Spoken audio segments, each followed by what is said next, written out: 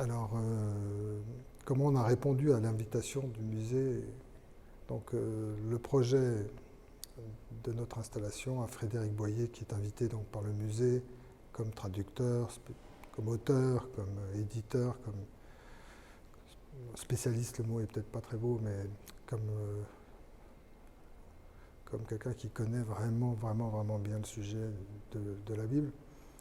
De venir ici, Frédéric m'a assez rapidement appelé en me disant qu'est-ce que viens avec moi parce que lui sait faire des mots, lui sait faire des choses, mais on a cette vieille complicité qui est chouette, qui a un vrai plaisir, c'est un vrai, enfin, je ne sais pas comment dire, mais c'est une amitié de travail, donc c'est un grand moment de chaque fois d'intelligence de travailler avec lui parce qu'il écrit très bien et moi je me pose sur ces mots et il n'y a plus rien à faire quasiment, je me laisse porter par eux.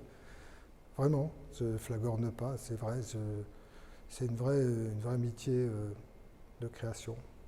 Donc Frédéric a articulé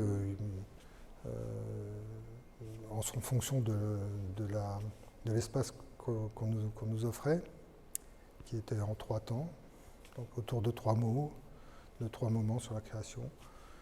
Il a écrit des textes, il m'a donné des textes, il a fait quelques traductions qui étaient des nouvelles traductions. Et moi, j'essaie de sortir les mots les plus forts, les mettre en forme et de coller ça avec des dessins. Et la discussion avec Chagall, elle est venue aussi parce qu'on a choisi assez rapidement, dans les œuvres qu'on nous proposait, tous les deux, on a choisi ensemble plutôt des pochades et des esquisses. Quelques œuvres, non, pas tellement de peinture, mais plutôt des études.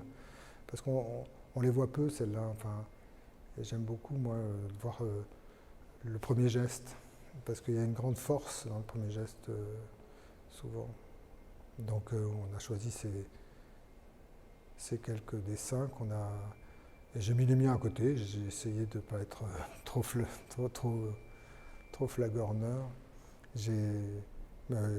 Bon, j'espère que les gens me pardonneront.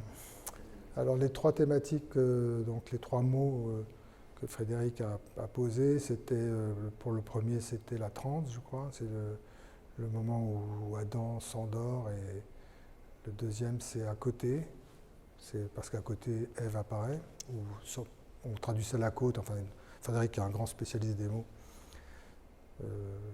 donne des interprétations de ce à côté. Et le troisième c'est séparé, parce que c'est le moment où on se sépare de cette espèce d'état fœtal qu'est le paradis, où on sort du paradis, où on est rejeté, où on s'en va, où on va vers la vraie vie, ou je ne sais pas comment on peut le dire, mais en tout cas, c'est ces 3 moments qu'on a mis en forme, en essayant de jouer avec la lumière aussi du lieu. Qu'est-ce que Chagall m'a apporté? Écoute, c'est un compagnonnage assez honorable. Je suis très honoré, en tout cas, d'être ici, parce que c'est l'histoire pour moi. Donc je viens modestement me poser à côté d'un monstre sacré et je regarde ça. Quand on vit avec pendant quelques jours au milieu de ces vraies peintures, on les voit autrement que quand on passe rapidement, qu'on les voit en reproduction. Elles ont leur vraie vie, c'est ça, c'est leur vraie matière, c'est l'odeur presque encore de la peinture. Enfin, on a envie de toucher, mais on ne peut pas. En tout cas, on pénètre plus dans l'échelle et dans les matières de Chagall et dans sa poésie. Après, moi, je me sens en famille. Plus qu'avant.